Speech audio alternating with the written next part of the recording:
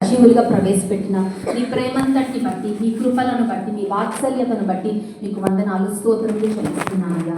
ఉదయకాల సమయంలో ఏ మాటలైతే మీరు మాకు వినిపింపచేయాలి అని అనుకుంటూ ఉన్నారో, ఏ విషయాలు మమ్మల్ని సరిచేయాలనుకుంటున్నారో సూటిగా తేటగా మీరు మాతో మాట్లాడమని వేడుకుంటున్నాను. మీ యొక్క మెల్లనైన స్వరాన్ని వినగలిగే చెవిని, గ్రహించగలిగే మనసును, వాక్యానుసారంగా జీవించే జీవితాలను మా అందరికీ మీరు అనుగ్రహించమని వేడుకుంటున్నాను. మా మధ్యలో మీరున్నందుకు మీకు వందనాలు చెల్లిస్తున్నాను. నన్ను మీ సిలువ చాటును మరుగుపరచమని, కేవలము మీ నోటి పూరగా వాడుకోమని యేసు పరిశుద్ధ నామములో ప్రార్థిస్తున్నాను తండ్రి, ఆమేన్. ఉదయకాల సమయంలో మనం ధ్యానం చేసుకోబోయే అంశము, మనము సేవిస్తున్న దేవుడు ఎటువంటి దేవుడు అంటే మనలను జ్ఞాపకము చేసుకునే దేవుడు. ఎటువంటి దేవుడు అంటే మన దేవుడు మనలను జ్ఞాపకము చేసుకునే దేవుడు. Our God is a God who remembers us. మనల్ని మర్చిపోయే దేవుడు కాదు, కానీ ఆయన మనలను జ్ఞాపకము చేసుకునే దేవుడు. అమెరికా దేశంలోని మిచిగన్ అనే రాష్ట్రంలో ఈ యొక్క మహిళ జీవిస్తుంది. ఆమె పేరు పాలీ కెన్సీ. అయితే ఈ యొక్క మహిళ కిడ్నీ క్యాన్సర్తో బాధపడుతూ ఉంది. డాక్టర్స్ చెప్పారు 4th స్టేజ్ అమ్మా, 6 నెలల కన్నా ఎక్కువ కాలం నీవు బ్రతకవు అని చెప్పారు. ఆల్మోస్ట్ ఒక 1 year క్రితము తన యొక్క హస్బెండ్ని పోగొట్టుకుంది, భర్త మరణించాడు, 2 చిన్న పిల్లలు. ఎంతో కష్టంగా, భారంగా అనిపించింది డాక్టర్స్ చెప్పిన యొక్క మాటలను యాక్సెప్ట్ చేయాలి అంటే. విశ్వాసి అయిన ఈ యొక్క తల్లి ప్రతిరోజు ఇలా ప్రార్థన చేస్తూ వచ్చింది, యేసయ్యా, నేను చనిపోతే నా బిడ్డలను ఎవరు చూసుకుంటారు? నా బిడ్డలను ఎవరు నిద్ర లేపుతారు? ఎవరు స్కూల్కి తీసుకొని వెళ్తారు? ఎవరు మళ్ళీ స్కూల్ నుంచి ఇంటికి తీసుకొస్తారు? రాత్రి పూట పనుకున్న తర్వాత వారి పడకల దగ్గర చేరి ఎవరు వారి కొరకు ప్రార్థిస్తారు? నీవు వారిని ప్రేమిస్తున్నావని నా చిన్న బిడ్డలకు ఎవరు చెప్తారయ్యా అని కన్నీటితో దేవుని యొక్క సన్నిధిలో ప్రతిరోజు ప్రార్థన చేస్తూ వచ్చింది. అలాగే ప్రతి రాత్రి పిల్లలు పనుకున్న తర్వాత ఇల్లంతా నిశ్శబ్దంగా ఉన్న సమయంలో ఒక్కొక్క లెటర్ రాస్తూ ఉండేది. నా బిడ్డ ఫస్ట్ డే ఆఫ్ స్కూల్కి వెళ్ళేటప్పుడు అని చెప్పి ఒక లెటర్, గ్రాడ్యుయేషన్ రోజు ఇంకొక లెటర్, మ్యారేజ్ డే రోజు ఇంకొక లెటర్. అలా వివిధ పరిస్థితుల ద్వారా తన పిల్లలు వెళ్తూ ఉన్నప్పుడు లైఫ్ని ఎలా యాక్సెప్ట్ చేయాలి, ఛాలెంజెస్ని ఎలా ఫేస్ చేయాలి, ఎలా జీవితంలో ముందుకు వెళ్ళాలి అని వారి కొరకు ప్రతి రాత్రి ఒక ఉత్తరం రాస్తూ ఇలా ఇన్ని ఉత్తరాలు అయిపోయాయి. అంటే నేను చనిపోతాను కాబట్టి నేను చనిపోయిన తర్వాత నా బిడ్డల యొక్క ఉత్తరాలు చదువుకుంటూ ధైర్యంగా జీవితంలో ముందుకు వెళ్ళాలి అని ముందుగానే తన బిడ్డల కొరకు ఆలోచించి ఇటువంటి నిర్ణయం తీసుకుంది. ప్రార్థన చేస్తూ వచ్చింది. అలా రోజులు, మాసాలు, సంవత్సరాలు గడిచిపోయాయి. డాక్టర్ల యొక్క అంచనాలను దాటి ఆమె 6 నెలల కన్నా ఎక్కువగా దాదాపు ఎన్నో సంవత్సరాలు బ్రతికింది. తన పిల్లలను చూసింది. ఒకనొక దినాన పాస్టర్ గారితో చెప్పింది, పాస్టర్ గారు, నా బిడ్డల కొరకు ఇన్ని ఉత్తరాలు రాశాను, ఈ ఉత్తరాలన్నీ ఇంకా వాళ్ళకు ఇవ్వాల్సిన అవసరము లేదు, వాటిని అన్నిటినీ నేను చింపేయాలనుకుంటున్నాను. వాస్తవంగా చెప్పాలి అంటే ఒక కొండ వంటి, ఎత్తైన కొండ వంటి పరిస్థితుల ద్వారా నేను వెళ్ళలేదు, కానీ నా యొక్క జీవితంలో లోయ వంటి అనుభవాల ద్వారా నేను వెళ్ళాను. మరణకరమైన లోయ వంటి అనుభవాల ద్వారా నా యొక్క జీవితంలో నేను వెళ్ళినప్పుడు నేను దేవుణ్ణి ఇలా ప్రార్థించాను, యేసయ్యా, నా జీవితంలో ఉన్న ఈ యొక్క లోయను మీరు తీసివేయండి, తొలగించండి అని ప్రార్థించాను. కానీ దేవుడు నా జీవితంలో ఈ లోయను తొలగించలేదు. ఆ లోయలో దేవుడు నాతో ఉన్నారు, నా చేతి పట్టుకొని నన్ను నడిపించారు, నన్ను బలపరిచారు, నాకు ఆరోగ్యం ఇచ్చారు, నా యొక్క వ్యాధిని నా యొక్క దేహంలో నుంచి తొలగించారు, నాకు ఆయుష్నిచ్చారు. ఎంత గొప్ప సాక్ష్యము! మన జీవితాలలో కూడా అనేక పర్యాయాలు లోయ వంటి అనుభవాల ద్వారా వెళ్తూ ఉంటాము. ఆ లోయ వంటి అనుభవాల ద్వారా మనం వెళ్తూ ఉన్నప్పుడు మనమందరము గుర్తుంచుకోవాల్సిన శ్రేష్టమైన ఆధ్యాత్మిక సత్యము ఏంటి అంటే, ఆ లోయలో దేవుడు మనతో ఉన్నారు. ఆ లోయలో మనము ఒంటరి వారము కాదు, కానీ లోయలో ఎవరున్నారండి మనతో? దేవుడే మనతో ఉన్నారు. అందుకని మోషేతో దేవుడు చెప్పిన మాట ఒకసారి చూద్దామా? ద్వితీయోపదేశ కాండము 11వ అధ్యాయము 11వ వచనము. మీరు నది దాటి స్వాధీనపరుచుకొనుటకు వెళ్ళుచున్న దేశము కొండలు, లోయలు గల దేశం. ఓకే, నది దాటి స్వాధీనపరుచుకొనుటకు వెళ్ళుచున్న దేశం అంటే కనాను దేశం గురించి దేవుడు చెప్తూ ఉన్నారు. ఎటువంటి దేశం అంటే ఆ దేశంలో ఏమేమి ఉన్నాయంట? కొండలు ఉన్నాయి, ఇంకా ఏమున్నాయి అక్కడ? లోయలు కూడా ఉన్నాయి. క్రైస్తవ జీవితంలో ఈ రెండు అనుభవాలు తప్పక ఉంటాయి. మళ్ళీ చెప్తూ ఉన్నాను, క్రైస్తవ జీవితంలో ఈ రెండు అనుభవాలు ఖచ్చితంగా ఉంటాయి. కొండ వంటి అనుభవాలు, అలాగే లోయ వంటి అనుభవాలు. ఒకవేళ నీవు కొండ మీద ఉన్నట్లయితే, అంటే ఎవరికీ లేని ధన్యత, ఆధిక్యత, మంచి పేరు, ప్రఖ్యాతలు దేవుడు నీకు ఇచ్చినట్లయితే, ఏ స్థితిలో అయితే నీ దేవుడు నిన్ను ఉంచారో ఆ స్థితిని బట్టి కొండ వంటి అనుభవం ద్వారా నీ వెళ్తూ ఉన్నట్లయితే దేవుణ్ణి స్తుతించు, దేవుణ్ణి ప్రకటించు. ఒకవేళ లోయ వంటి అనుభవం ద్వారా నీ వెళ్తూ ఉన్నట్లయితే, లోయలో ఎవరు ఉంటారంటే మన పక్కన ఎవరు ఉండరు. లోయ అనుభవం అంటే ఒంటరిగా నువ్వు ప్రయాణం చేస్తావు, ఎంతో బాధ, వేదనకరమైన స్థితి.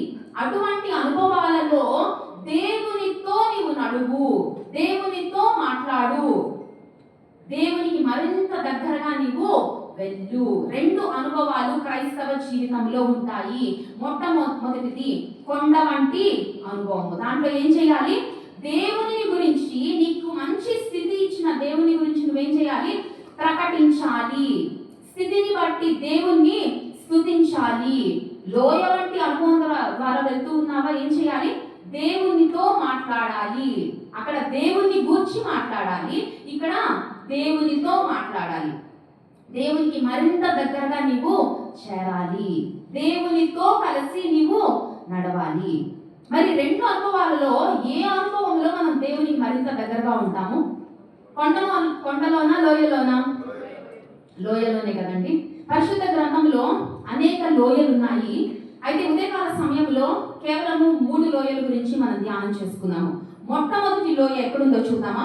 ఆదికాండము, మనం ధ్యానం చేసుకోబోయే మొట్టమొదటి లోయ ఆదికాండము 14వ అధ్యాయము 10వ వచనము.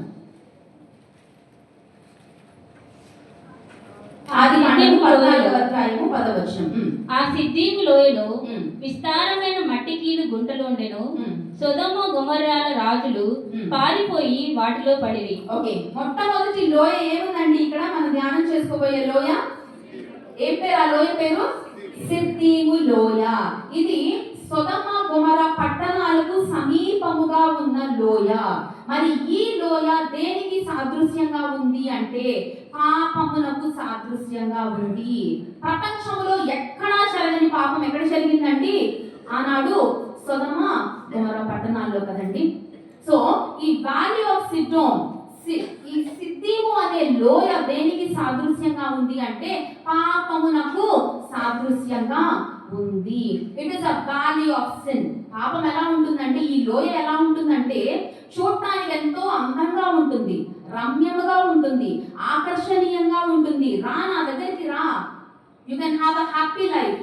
హ్యాపీగా ఉంటుంది నీ లైఫ్, చక్కగా ఎంజాయ్ చేయొచ్చు, రా నా దగ్గరికి, ఒక్కసారి రా అని ఆహ్వానిస్తుంది. ఆహ్వానించింది కదా అని అడుగు పెట్టాము అంటే పాపము చేయిస్తుంది, పాపము లోనికి దించుతుంది. ఇంకా పాపము నుండి బయటకు రాకుండా అన్ని వైపుల నుండి కట్టడి చేసేస్తుంది, బంధించేస్తుంది. సో ఈ యొక్క సిద్దీము లోయ దేనికి సాదృశ్యంగా ఉంది అంటే పాపమునకు సాదృశ్యంగా ఉంది. అబ్రహాము దేన్ని కోరుకున్నాడు? ఎక్కడున్నాడు అంటే మమ్రే దగ్గర గుడారాన్ని వేసుకున్నాడు. కానీ లోతు ఎక్కడికి వచ్చాడు? సొదొమ గొమొర్ర పట్టణాల దగ్గరకు వచ్చాడు, మమ్రే దగ్గర ఉన్నాడు. మమ్రే అనేది ఎత్తైన స్థలములో ఉంది, ఎత్తైన ప్రదేశాలను కోరుకున్నాడు అబ్రహాము. కానీ లోతట్టు ప్రాంతాలను కోరుకున్నాడు లోతు. ఈ లోయ కూడా ఆ యొక్క పట్టణానికి దగ్గరగానే ఉంది. నేటి దినాన అనేక మంది క్రైస్తవులు ఎలా ఉన్నారు అంటే ఎత్తైన స్థలాలను కోరుకోవట్లేదు, చీకటి ప్రాంతాలు, చీకటి ప్రదేశాలు. రాత్రి అయిందంటే ఇంకా స్టార్ట్ అవుతుంది అనమాట. ఎక్కడెక్కడికో తిరుగుతా వెళ్తూ ఉంటారు. పాపం కొరకు పరుగులెత్తే వాళ్ళు, సంతోషం కొరకు పరుగులెత్తే కొన్ని నిమిషాలే ఉంటుంది ఆ హ్యాపీనెస్. కానీ దాని తర్వాత వచ్చే ఫలితం ఉంటుంది చూడండి, ఆ పాపము, ఆ శాపము జీవితం అంతా అనుభవించాల్సిందే. కానీ మానవుడు దాని గురించి ఆలోచించట్లేదు. ఎంజాయ్ చేయవలసిన టైంలో నేను ఎంజాయ్ చేస్తాను. దేవుడు చూశారు, పరలోకము నుండి చూశారు. దేని చూశారు? సొదొమ గొమొర్ర పట్టణాలను చూశారు. దేవుని యొక్క కోపాగ్ని ఆ యొక్క పట్టణముల మీద మండింది. అగ్ని గంధకములను దేవుడు ఆ యొక్క పట్టణాల మీద కురిపించారు. ఏ ఒక్క వ్యక్తి తప్పించుకోలేదండి, లోతు కుటుంబము తప్ప. అందరూ తగలబడిపోయారు. మార్నింగ్ అయిన తర్వాత అబ్రహాము లేచి చూసేసరికి పొగ ఆకాశంలోకి వెళ్తూ ఉందంట. అంటే బూడిదైపోయింది, ఆనవాళ్ళు లేకుండా అయిపోయారు. పాపము చేసే ప్రతి వ్యక్తి కూడా, పాపపు లోయలో జీవిస్తున్న ప్రతి వ్యక్తి కూడా అడ్రస్ లేకుండా పోతాడు. ఆనవాళ్ళు లేకుండా భూమి మీద నుంచి దేవుడు తుడిచిపెట్టేసే దేవుడు. ఆయన రోషము కలిగిన దేవుడు. పాపముతో ఆటలాడుతూ ఉన్నావా? అగ్నితో ఆటలాడతారండి. ఎవరన్నా చేతిలో తీసుకొని ఆ చేయి నుంచి ఈ చేయి మీదకి వేసుకుంటూ ఆటలాడతారా? మనల్నే కాల్ చేస్తారు కదా. పాపముతో ఆటలాడే వ్యక్తి కూడా ఏం కాదులే అని పాపపు లోయలో ఉన్న వ్యక్తి యొక్క పరిస్థితి ఎలా ఉంటుంది అంటే ఆఖరుకు బూడిదైపోతాడు. అడ్రస్ లేకుండా సమూలంగా నిర్మూలము చేయబడతాడు అన్న సత్యాన్ని ఉదయకాల సమయంలో దేవుడు మనకు తెలియజేస్తూ ఉన్నారు. ఒకసారి అబ్రహాం లేచి చూసిన తర్వాత ఏం కనిపించిందో చూద్దామా? ఆదికాండము 19వ అధ్యాయము 27-28 వచనాలు. ఆదికాండము 19వ అధ్యాయము 27-28 వచనాలు. తెల్లవారినప్పుడు అబ్రహాము లేచి తాను యెహోవా సన్నిధిని నిలిచిన చోటికి వచ్చి సొదొమ గొమొర్రాల తట్టును ఆ మైదానపు ప్రదేశము యావత్తు చూడగా ఆ ప్రదేశపు పొగ ఆవు పొగ వలె లేచుచుండెను. సో తెల్లవారిన తర్వాత అబ్రహాము లేచి చూసినప్పుడు ఏం కనిపించిందంటే అక్కడ అబ్రహాముకు ఉట్టి పొగ కనిపించింది. అంటే మొత్తం తగలబడిపోయిన, రాత్రికి రాత్రే తగలబడిపోయిన పట్టణము కనిపిస్తూ ఉంది. ఈ పట్టణము పాపానికి ప్రతిఫలం ఎలా ఉంటుందో అన్నదానికి సాదృశ్యంగా ఉంది. ఒకవేళ ఉదయకాల సమయంలో ఈ సిద్ధిము అనే లోయలో నీవు ఉన్నావా? ఈ యొక్క పాపపు లోయలో నీవు ఉన్నావా? పాపము వలన వచ్చే జీతము మరణము, అంతేగాని జీవంలోనికి నీవు ప్రవేశించవు, పరలోకంలోనికి ప్రవేశము ఉండదు. పాపపు లోయలో నీవు ఉన్నట్లయితే దేవుని యొక్క చిత్తము ఏంటి ఈ కుటుంబాల పట్ల, లోతు యొక్క కుటుంబం పట్ల ఏంటో చూద్దామా? ఇదే 19వ అధ్యాయము 29వ వచనము. దేవుడు ఆ మైదానపు పట్టణములను పాడు చేసినప్పుడు దేవుడు అబ్రహామును జ్ఞాపకం చేసుకొని లోతు కాపురమున్న పట్టణములను నాశనం చేసినప్పుడు ఆ నాశనము మధ్యన లోతు నశించకుండా అతని తప్పించను. కొన్ని మాటలు ప్రాముఖ్యంగా మనకి ఇక్కడ కనబడుతూ ఉన్నాయి. పట్టణములను పాడు చేసినప్పుడు, పట్టణములను నాశనం చేసినప్పుడు దేవుడు ఏం చేశాడంట? అబ్రహామును జ్ఞాపకం చేసుకొని.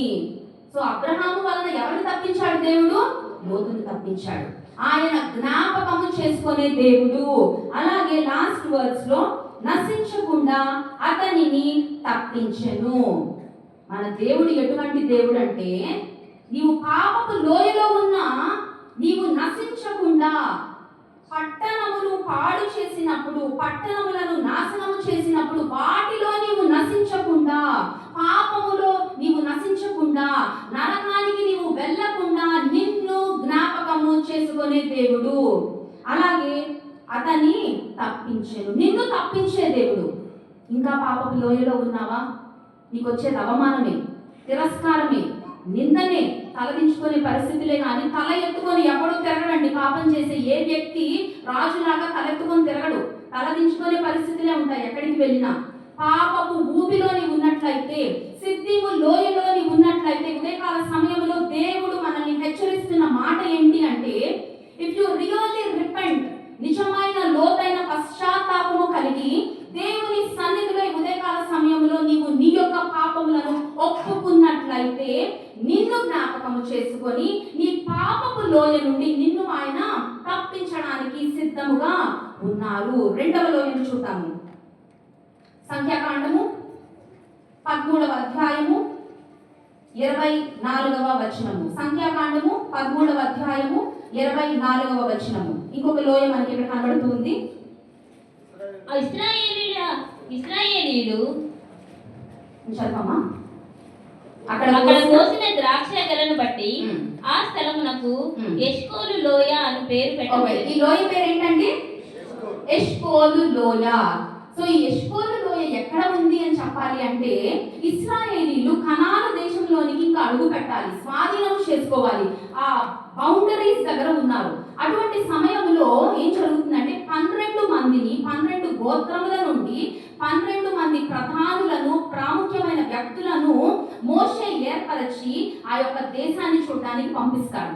సో 40 రోజులు వెళ్ళారు, తిరిగారు, ఆ యొక్క దేశాన్ని చూశారు, పట్టణాన్ని చూశారు, ప్రదేశాలన్నీ చూశారు, పరిస్థితులన్నీ చూశారు. అక్కడ ఉన్న లోయ ఏ లోయ? అది ఎష్కోలు లోయ. ఎష్కోలు లోయ దేనికి సాదృశ్యంగా ఉంది అంటే it's a valley of choice, it's a valley of decision. నిర్ణయము తీసుకునే లోయ, తీర్మానము తీసుకునే లోయ. ఏ లోయ? ఎష్కోలు లోయ. ఏం నిర్ణయం తీసుకోవాలి? ఏ తీర్మానం తీసుకోవాలి? ముందుకు వెళ్ళాలా, కనానులోకి ప్రవేశించాలా, లేక వెనక్కి వెళ్ళిపోవాలా? మనందరికీ తెలుసు, 10 మంది ఒక మాట చెప్పారు, ఇద్దరు ఇంకొక మాట చెప్పారు. ఏం చెప్పారో ఒక్కసారి చూద్దామా? ఇదే సంఖ్యాకాండము 13వ అధ్యాయము 30వ వచనము. కాలేబు మోషే ఎదుట జనులను నిమ్మలపరిచి మనము నిశ్చయముగా వెళ్ళుదము, దాని స్వాధీనపరచుకొందుము, దాన్ని జయించుటకు మన శక్తి చాలుననెను. అలాగే 31వ వచనము. అయితే అతనితో కూడా పోయిన ఆ మనుషులు, ఆ జనులు మనకంటే బలవంతులు, మనము వారి మీదికి పోజాలమనిరి. ఒకళ్ళు ఒకటి చెప్తుంటే ఇంకొకరు చెప్తుంది కంప్లీట్ గా రివర్స్ ఉంది. 10 మంది ఏం చెప్తున్నారు? వెనక్కి వెళ్ళిపోదాం. ఇద్దరు ఏం చెప్తున్నారు? ముందుకు వెళ్దాం. 10 మంది ఏం చెప్తున్నారు? గెలవలేము, జయించలేము. ఇద్దరు ఏం చెప్తున్నారు? గెలవగలము, జయించగలము. 10 మంది ఏం చెప్తున్నారు? స్వాధీనపరచుకోలేము, వాళ్ళని క్యాప్చర్ చేయలేము. వీళ్ళేం చెప్తున్నారు? స్వాధీనపరచుకోగలము. వీళ్ళేమంటున్నారు? మన శక్తి సరిపోదు. వీళ్ళేమంటున్నారు? మన శక్తి చాలును. ఎంత వ్యత్యాసం అండి!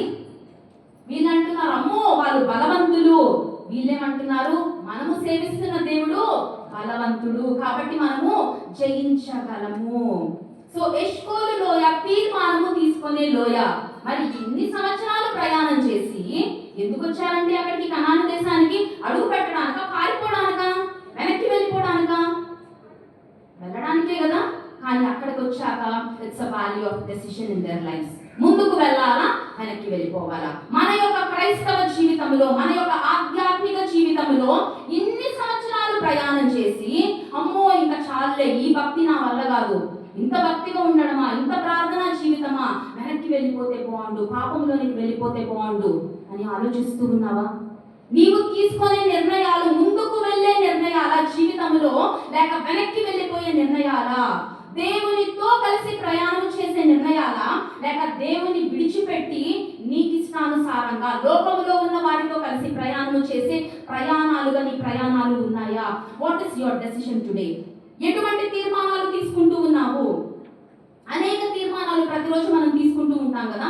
ప్రతిరోజు చిన్న చిన్న తీర్మానాలు, పెద్ద పెద్ద తీర్మానాలు.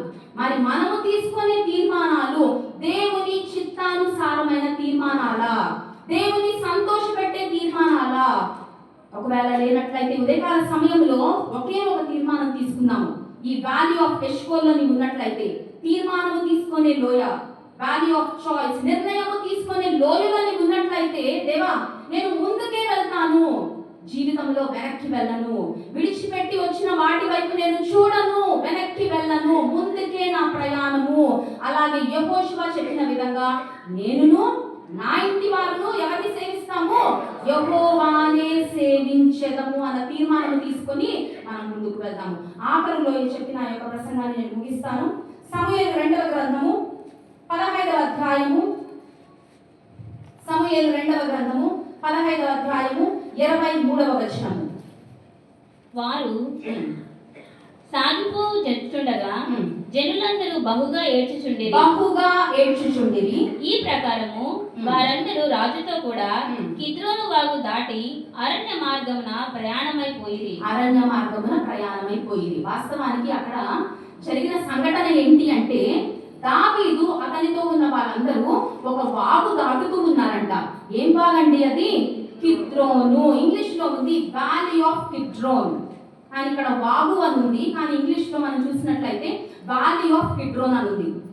ఆ దాటుతున్న సమయంలో ఏం చేస్తున్నారు? చక్కగా సంతోషంగా ఉన్నారా? గంతులేస్తున్నారా?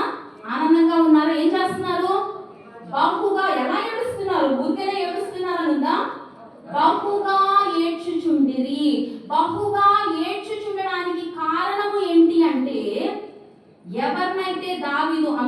ప్రేమించాడో ఆ కుమారుడు, ఏ ప్రజలనైతే నమ్ముకున్నాడో ఆ నమ్ముకున్న ప్రజల చేత తరమబడుతున్న పరిస్థితి. అంటే తను ఎవరినైతే ప్రేమించాడో వారే అతనిని మోసం చేశారు. తను ఎవరినైతే నమ్ముకున్నాడో వారే అతన్ని వెన్నుపోటు పొడిచారు. భయంకరమైన పరిస్థితులు, దుఃఖకరమైన పరిస్థితులు. ఈ యొక్క వ్యాలీ, కిద్రోన్ వ్యాలీ దేనికి సాదృశ్యంగా ఉంది అంటే it's a valley of darkness, it's a valley of tears. బహుగా ఏడ్చుచుంటిరి, బహుగా ఏడుస్తా దాటుతూ ఉన్నారండి ఈ యొక్క లోయని. ఒకవేళ ఉదయకాల సమయంలో ఈ లోయలో నీవు ఉన్నావా? ఈవెన్ గత రాత్రి లేక గత వారం కూడా బహుగా ఏడ్చాను. ఏంటి దేవా నా జీవితంలో ఈ పరిస్థితులు? అసలు ఈ లోయ వంటి అనుభవం నుండి నేను బయటకు రాగలనా? నేను ఇంతగా నమ్ముకున్నానే, ఇంతగా ప్రేమించానే, వారే నన్ను మోసం చేశారే, వారే నాకు వెన్నుపోటు పొడిచారే, వారే నన్ను బాధ పెట్టారే, నన్ను విడిచిపెట్టేశారే. ఏంటయ్యా ఈ పరిస్థితి? ఎంతకాలము ఈ దుఃఖము, ఎంతకాలము ఈ వేదన? నేను ఎవరికైతే మేలు చేశానో ఆ మేలును మర్చిపోయి వాళ్ళు నాకు తిరిగి కీడు చేశారే అని దుఃఖిస్తూ ఉన్నావా? Are you in this valley of tears this morning? ఈ వ్యాలీ ఆఫ్ డార్క్నెస్ లో నీవు ఉన్నావా? చుట్టూ చూస్తే అంధకారంగా ఉందా? ఏం చేయాలో అర్థం కావట్లేదా? బహుగా ఏడ్చుచు దాటారంట. కానీ జరిగిన విషయం ఏంటి అంటే ఈ కిద్రోను లోయ దాటిన తర్వాత, ఈ యొక్క వాగు దాటిన తర్వాత ఎక్కడికి వెళ్ళారో చూద్దాము. ఇదే సమూయేలు 2వ గ్రంథము 15వ అధ్యాయము 30వ వచనము. అయితే దావీదు ఒలీవ చెట్ల కొండ ఎక్కుచు ఏడ్చుచు తల కప్పుకొని పాదరక్షలు లేకుండా కాలినడకను వెళ్ళెను. ఓకే, ఈ సెకండ్ ఫేజ్ కిద్రోను దాటిన తర్వాత ఒలీవ చెట్ల కొండ ఎక్కాడు. ఈలోపు ఏమైందో చూద్దామమ్మా. 31st verse 31వ వచనము. అంతలో ఒకడు వచ్చి అబ్షాలోము చేసిన కుట్రలో అహీతోపెలు చేరియున్నాడని దావీదునకు తెలియజేయగా దావీదు యెహోవా అహీతోపెలు యొక్క ఆలోచనను చెడగొట్టమని ప్రార్థన చేశాడు. ఓకే, దాని తర్వాత 32 కూడా చదువుతావమ్మా. దేవుని ఆరాధించే స్థలం ఒకటి ఆ కొండ మీద ఉండెను. ఓకే, చదవబడిన ఈ యొక్క వచనాల్లో మనకు కనబడుతున్న అంశాలు ఏంటి అంటే కిద్రోను అనే గాలిని దాటారు. దాటిన తరువాత ఏమెక్కారంట? ఏ కొండ ఎక్కారు? ఒలీవల కొండ ఎక్కారు. అంతలో అంటే ఎక్కిన మరుక్షణమే ఏం జరిగిందంటే ఒక వ్యక్తి పరిగెత్తుకుంటూ వచ్చాడు. దావీదుకు ఒక వర్తమానాన్ని అందించాడు.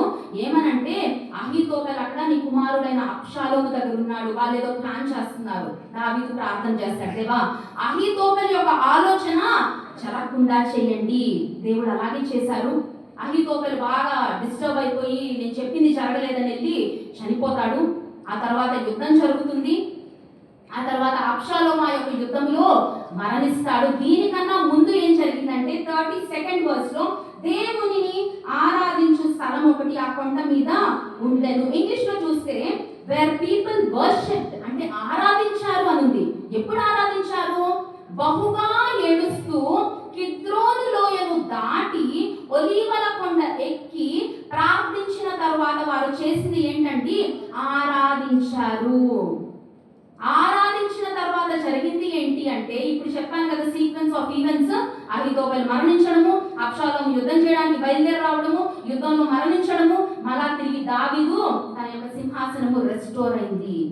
ఎక్కడి నుంచి అయితే పారిపోయి వచ్చేసాడో, ఏ ప్రజలైతే కీడు చేశారో వాళ్ళే మళ్ళీ వెనక్కి రమ్మని తిరిగి అతన్ని రాజుగా చేయడము. ఎలా జరిగాయి ఈ సీక్వెన్స్? దేవుడిని ఆరాధించినప్పుడు. ఒకవేళ నీ జీవితంలో కిద్రోను అనే లోయలో నీవు ఉన్నావా? Are you in this valley of tears? ఈ కన్నీటి లోయలో నీవు ఉన్నావా? అంధకార లోయలో నీవు ఉన్నావా? మరణకరమైన లోయలో నీవు ఉన్నావా? గుర్తుంచుకోవాల్సిన అంశాలు ఏంటి అంటే మొట్టమొదటిది ఈ లోయను దాటించే దేవుడు అండి మన దేవుడు. రెండవది నీవు ఆరాధించే వ్యక్తిగా నిన్ను చేసే దేవుడు. దావీదు కూడా అదే చేశాడు కదా, బహుగా ఏడ్చుచు 2 సార్లు కనబడుతూ ఉంది. ఆ తర్వాత ఏం చేశాడు? ఆరాధించాడు. ఎప్పుడైతే నీవు దేవుని ఆరాధిస్తావో, ఆరాధించే వ్యక్తిగా మారతావో, పరిస్థితులన్నీ వదిలేసేయి. ఏం జరిగిందో వదిలేసేయి. మందిరంలో అడుగు పెట్టక మునుపు కూడా ఏం జరిగిందో వదిలేసేయి. చితికిపోయిందని యొక్క జీవితము, భవిష్యత్తు అర్థం కావట్లేదా? అలా దావీదు వలె కొండల్లో ఎడారులో తిరుగుతుంటే ఎలా ఉంటుందో అలా ఉందా నీ పరిస్థితి? ఎక్కడుంటామో రేపు, ఎల్లుండి ఎక్కడుంటామో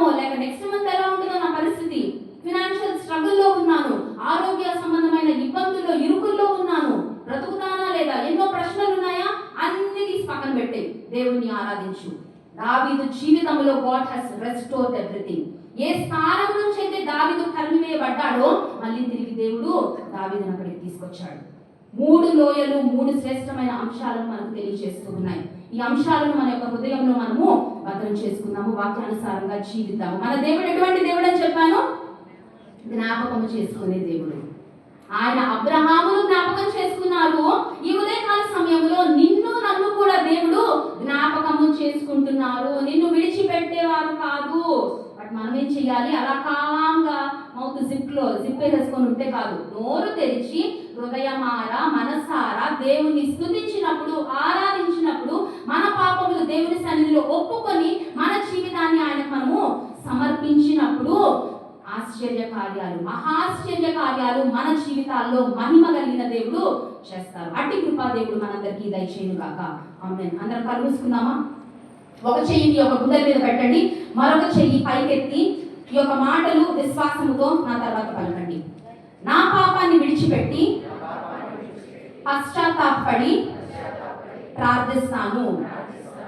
నా జీవిత తీర్మానము నేను ముందుకే వెళ్తాను కానీ వెనక్కి వెళ్ళను. నేనును నా ఇంటి వారును యెహోవానే సేవించెదము.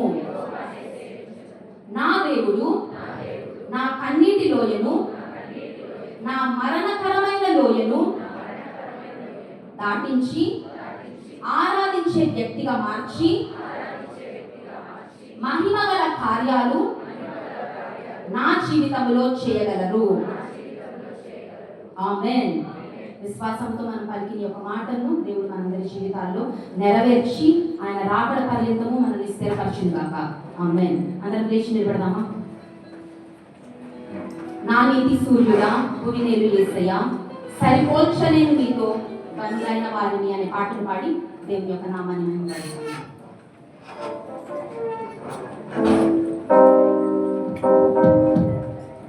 అవునయ్యా, నీవు రాజులకు మహారాజువు, కృప చూపే దేవుడవు, నడిపించే నజరేయుడవు, కాపాడే కాపరివి అంటూ దేవుని స్తుతించి ఆరాధిద్దాము.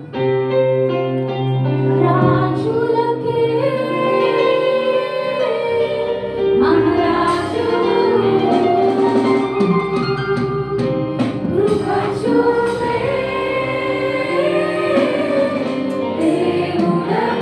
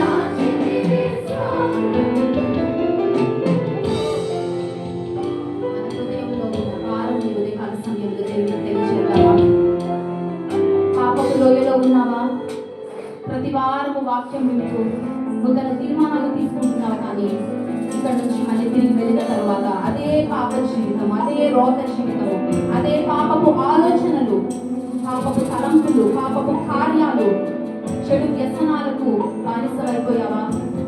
చెడు అలవాట్లకు బందీ అయిపోయావా? పాపమనే దాస్యంలోనికి వెళ్ళిపోయావా? ఉదయకాల సమయంలో సిద్ధిము అనే లోయలోని ఉన్నట్లయితే, పాపపు లోయలోని ఉన్నట్లయితే నీ జీవితము అంతముందకుంటే దేవునికి నీ యొక్క జీవితాన్ని సమర్పిస్తావా? ఆనాడు సొదొమ గొమొర్రా పట్టణాన్ని దేవుడు చూసినప్పుడు ఆ పాపమును సహించలేదు. దేవుని యొక్క కోపము మండింది. ఏ ఒక్క వ్యక్తి నివసించకుండా లోతు కుటుంబాన్ని తప్ప మిగిలిన అందరినీ దేవుడు నాశనం చేసేసాడు. కేవలం బూడిద మాత్రం మిగిలింది అక్కడ. మన జీవితాలు అలా కాకమునిపే ఉదయకాల సమయంలో దేవునికి నిన్ను నేను సమర్పించుకుంటావా? దేవా, నా పాపాన్ని నేను విడిచిపెట్టాలనుకుంటున్నానయ్యా. ఈ పాపపు లోయలో బయటకు రాలేని విధంగా కూరుకుపోయి ఉన్నానయ్యా. పాపము నన్ను ఆహ్వానించినప్పుడు వెళ్ళానయ్యా, ఆ స్థలాలకు చేశానయ్యా. ఒక్కసారే కదా, ఏం కాదు అని అనుకున్నాను, కానీ కూరుకుపోయానయ్యా. బయటకు రావాలనుంది కానీ రాలేకపోతూ ఉన్నాను. యేసయ్యా, నాకు సహాయం చేయండి. ఇంట్లోనే ఉండి పాపం చేస్తున్న వ్యక్తిగా నీవు ఉన్నావా? దేవుడు చూస్తూ ఉన్నాడు, అన్ని చూస్తూ ఉన్నాడు. ఆయన కన్నులకు మరుగైనది ఏది లేదు. దేవుని కళ్ళు కప్పి జీవిద్దాం అనుకుంటూ ఉన్నావా? ఆయన చూచుచున్న దేవుడు, సమస్తాన్ని చూచే దేవుడు. ఆయన నిన్ను కూడా చూస్తూ ఉన్నారు. తలుపులు కిటికీలు మూసుకున్నా కూడా నిన్ను ఆయన చూస్తూ ఉన్నారు. నీ ప్రతిక్రియ అది మంచిదైనా చెడ్డదైనా తీర్పులోనికి తీసుకొచ్చే దేవుడు ఆయన. తీర్పు దినం ఒకటి ఉంది అన్న విషయాన్ని మనం గుర్తుంచుకోవాలి. ఎట్లా జీవించినా ఏం కాదులే అని అనుకుంటూ ఉన్నావా? తీర్పు తీర్చే రోజు ఒకటి రాబోతూ ఉంది. దేవుని సింహాసనం ఎదుట నీవు నేను నిలబడి మనం చేసిన ప్రతి ఒక్క కార్యానికి దేవునికి లెక్క అప్పచెప్పవలసిన వారమై ఉన్నాము. నా జీవితం నా ఇష్టం అనుకుంటూ ఉన్నావా? నీ ఇష్టం కాదు దేవా, నా ఇష్టం కాదయ్యా, ఇంకా నీ ఇష్టమే చేస్తాను అని తీర్మానం తీసుకుంటావా? ఈ ఉదయకాల సమయంలో ఈ లోయలో నుండి నేను బయటకు రావాలనుకుంటున్నానయ్యా. భూమిలాగా కూరుకుపోయానయ్యా. దాంట్లో కాలు పెట్టకూడదు అనుకున్నాను, పెట్టేశాను, వెళ్ళిపోయాను. బయటకు రావాలనుకుంటున్నాను కానీ అది నన్ను వెనక్కి లాగేస్తూ ఉందయ్యా. నాకు సహాయం చేయండి. మీరు ఒక్కళ్ళే సహాయం చేయగలరయ్యా. మీరు సహాయం చేయకపోతే నేను బయటకు రాలేనయ్యా. మనుషుల సహాయం వ్యర్థము. దేవుని ఆశ్రయిస్తావా? ఈ ఉదయకాల సమయంలో దేవుని సహాయాన్ని కోరుకుంటావా? నిన్ను జ్ఞాపకం చేసుకునే దేవుడు ఆయన. ఆనాడు అబ్రహామును జ్ఞాపకం చేసుకున్నారు, లోతు కుటుంబాన్ని జ్ఞాపకం చేసుకున్నారు. నశించిపోకుండా వారిని తప్పించిన దేవుడు నిన్ను కూడా తప్పించడానికి సిద్ధంగా ఉన్నారు. నీవు కూడా నశించిపోకుండా, నరకానికి వెళ్లకుండా నిన్ను బయటకు తీసుకొని రావడానికి దేవుడు సిద్ధంగా ఉన్నారు. దేవునికి చెప్తావా? యేసయ్యా, I want to come back to you lord. ఆ పాపము నుండి తిరిగి నేను నీ దగ్గరకు రావాలనుకుంటున్నానయ్యా. నాకు సహాయం చేయండి. నేను నశించిపోకుండా నన్ను తప్పించండి అని చెప్తావా? రెండవ లోయ, ఎష్కోలు లోయలో నీవు ఉన్నావా? ఏ తీర్మానం తీసుకోవాలో అర్థం కావట్లేదా? ముందుకు వెళ్ళాలా, వెనక్కి వెళ్ళిపోవాలా అని ఆలోచిస్తూ ఉన్నావా? ఒక నూతనమైన తీర్మానం తీసుకో. ఉదయకాల సమయంలో వెళ్తే ముందుకే వెళ్తానయ్యా. నా ప్రాణం పెట్టాల్సిన పరిస్థితి వచ్చినా ముందుకే వెళ్తానయ్యా. ప్రాణం పోయే పరిస్థితి వచ్చినా ముందుకే వెళ్తాను, కానీ వెనక్కి తిరగనయ్యా. వెనక్కి తిరిగి నా పాత జీవితంలోకి నేను వెళ్ళనయ్యా. ముందుకే వెళ్తాను. మిమ్మల్ని పట్టుకొనే నేను ముందుకు వెళ్తానయ్యా. మిమ్మల్ని విడిచిపెట్టి నేను వెనక్కి వెళ్ళిపోనయ్యా. యేసయ్యా, నాకు సహాయం చేయండి. ఇదే నా తీర్మానం అయ్యా. ఉదయకాల సమయంలో నేను, నా ఇల్లు, నా ఇంటి వారందరూ మిమ్మల్ని సేవిస్తామయ్యా, మిమ్మల్ని ఆరాధిస్తామయ్యా, మిమ్మల్ని స్తుతిస్తామయ్యా, మీ కొరకే జీవిస్తామయ్యా. ఈ నూతన తీర్మానాన్ని ఉదయకాల సమయంలో మనం తీసుకుందామా? దేవా, నా ఈ యొక్క తీర్మానాన్ని స్థిరపరచండి అని చెప్తామా? నాకు సహాయం చేయండి అయ్యా. అలాగే కిద్రోన్ లోయలో నీవు ఉన్నట్లయితే నీ లోయ నుండి, ఈ లోయ నుండి దేవుడు నిన్ను దాటించి ఒలీవల కొండ వంటి అనుభవంలోనికి నిన్ను తీసుకొని వెళ్ళడానికి ఆయన సిద్ధంగా ఉన్నారు. దేవుని స్తుతించే వ్యక్తిగా నీవు ఉన్నట్లయితే నీ స్థితిని ఆయన మార్చడానికి సిద్ధంగా ఉన్నారు. మహిమగల దేహమును మనకిచ్చే దేవుడు ఆయన, మహిమగల దేవుడు. గొప్ప కార్యములు మన జీవితంలో చేయడానికి ఆయన సిద్ధంగా ఉన్నారు. కృంగిపోతున్నావా? నన్ను ప్రేమించిన వారే నన్ను మోసం చేశారే, నేను నమ్ముకున్న వారే నన్ను మోసం చేశారే, నన్ను వెన్నుపోటు పొడిచారని బాధపడుతూ ఉన్నావా? దుఃఖిస్తూ ఉన్నావా? ఇంకా నాకంటూ భవిష్యత్తు లేదే, ప్రపంచం అంతా కుప్పకూలిపోయినట్టుంది అంధకారంగా కనిపిస్తూ ఉంది అని బహుగా ఏడ్చుచు, దావీదు బహుగా ఏడ్చుచు అని రాయబడి ఉంది. నీవు కూడా బహుగా ఏడుస్తూ ఉన్నావా? Are you in this valley of tears? ఈ యొక్క లోయను దాటించే దేవుడు. ధైర్యం తెచ్చుకుంటావా? ఒలివల కొండ వంటి అనుభవంలోనికి నేను తీసుకొని వెళ్ళే దేవుడు, నేను స్తుతించే వ్యక్తిగా చేసే దేవుడు, నీవు స్తుతిస్తూ ఉండగా గొప్ప కార్యములు నీ జీవితంలో చేసే దేవుడు. అవునయ్యా, చెప్దామా? ఎల్రోయివై, అయ్యా నీవు నన్ను చూడగా నా స్థితి మారిపోయింది. శత్రువు సిగ్గునొందాడయ్యా, శత్రువు ప్రణాళిక ఆగిపోయిందయ్యా నా జీవితంలో, శత్రువు పారిపోయాడయ్యా. నీ ముఖకాంతే నాకు ధైర్యము, నీ ముఖకాంతే నాకు బలము. చెప్దామా? నీ ముఖకాంతియే నా ధైర్యము, నీ ముఖకాంతియే నా బలము, నీ ముఖకాంతియే నా ధైర్యము, నీ ముఖకాంతియే నా బలము. ఎల్రోయివై నన్ను చూడగా నీ దర్శనమే నా బలమాయెను. ఎల్రోయివై నీవు నన్ను చేరగా నీ స్వరమే నాకు ధైర్యమిచ్చెను. నీ ముఖకాంతియే నా ధైర్యము, నీ ముఖకాంతియే నా బలము, నీ ముఖకాంతియే నా ధైర్యము, నీ ముఖకాంతియే నా బలము. ఒంటరినై నేను నిన్ను చేరగా నా పక్షమై నీవు నిలచితివే. ఒంటరినై నేను నిన్ను చేరగా నా పక్షమై నీవు నిలచితివే. ఎల్రోయివై నన్ను చూడగా శత్రువే పారిపోయెను. ఎల్రోయివై నన్ను చూడగా శత్రువే పారిపోయెను. నీ ముఖకాంతియే నా ధైర్యము, నీ ముఖకాంతియే నా బలము, నీ ముఖకాంతియే నా ధైర్యము, నీ ముఖకాంతియే నా బలము. ప్రేమలు చేసి అప్పుడు తండ్రి గొప్ప దేవ. అవునయ్యా, మీరు మమ్మల్ని చూడగా మీ ముఖకాంతి మా మీద పడగా శత్రువు పారిపోతాడయ్యా, శత్రువు ఓడిపోతాడయ్యా, శత్రువు ప్రణాళిక ఆగిపోతుందయ్యా మా జీవితాలలో. అట్టి కార్యములు చేసే గొప్ప దేవుడు మీరు కనుక మీకు వందనాలు, స్తుతులు, స్తోత్రములు చెల్లిస్తున్నాను.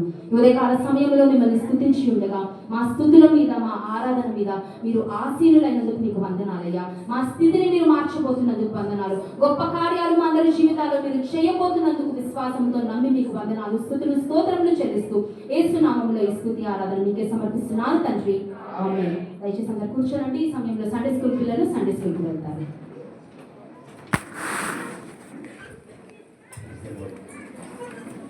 చేసే ప్రయత్నం మన ప్రతి ఆదివారం